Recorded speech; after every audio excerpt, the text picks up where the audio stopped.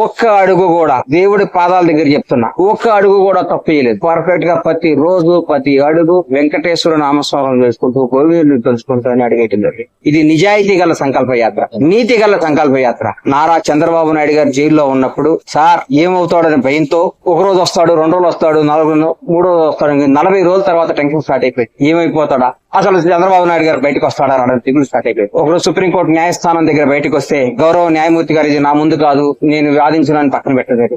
అప్పుడు గుండె దడ స్టార్ట్ అయ్యి బయటకు వచ్చి ఆకాశం వైపు చూసి, 7 కొండల వాడ చంద్రబాబు నాయుడు గారిని కాపాడు, నువ్వు తప్ప ఈ లోకంలో కాపాడే వాళ్ళు ఎవరూ లేరు అనిపిస్తుంది. దయచేసి ఆయన ప్రాణాలతో బయటకు తీసుకురా, నా గడప నుంచి నీ గడప దాకా నడిచేస్తావు స్వామి, ఇంతకంటే నీకు మేము ఇచ్చుకోలేము, దయచేసి మా మొర ఆలకించని మొక్కోవటం జరిగింది. నాలాగే ప్రపంచవ్యాప్తంగా ఉన్న కోట్లాది అభిమానులు ఆయన సార్ తిరిగి రావాలని అందరూ ఆ స్వామివారిని ప్రార్థించడం జరిగింది. అందరి మొర ఆలకించిన 7 కొండల వాడు చంద్రబాబు గారిని బయటికి తీసుకురావడం జరిగింది. తిరిగి ఆయన్ని అందరం ఎక్కించడం జరిగింది.